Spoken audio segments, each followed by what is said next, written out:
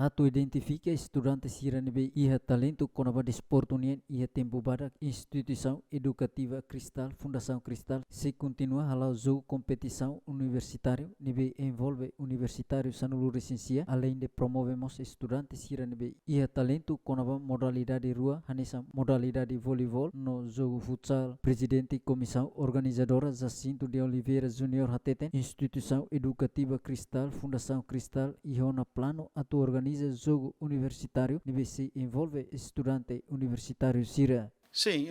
ami husi Instituto Superior Cristal retan confiança husi Ministério do Ensino Superior Ciência e Cultura hodi organiza atividades de esporte universitário na IEC-FC Planu se realiza em fulan outubru nini larang tuirmai hanisa instituição pública tanto agora dau tinha estatuto portanto ami agora dau organiza de a Universidade de São Lucia também dane maka atividades nerasi kami se halo ami ninia atividades ia usa facilidades públicas balu ia timor diline para tunune bele onsa convoca menininha maluk sira universitário sirhoto para participa e momento de neba e modalidade nebe maka ita se realiza maka voleibol nomos futsal rasik ba ia categoria feto no mane bem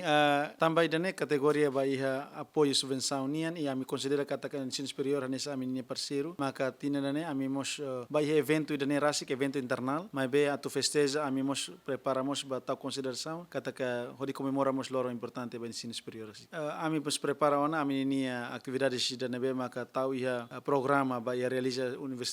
jogo universitário nia e ba categoria dane ba modalidade rua ne categoria ba feto no mane se realiza. Antes ne Instituisaun Edukativa Cristal Fundasaun Cristal consegue organizar um evento desportivo balu ho modalidade desportivo oi hori fo oportunidade ba estudante sira nebe mak ia talento kona ba desporto nia hori haturu sira nia prestação além de preparamos estudante sira nebe mak ia talento kona ba desporto nia nune ba futuro hori prepara ba participa ia evento importante sira equipa cobertura Ziemen.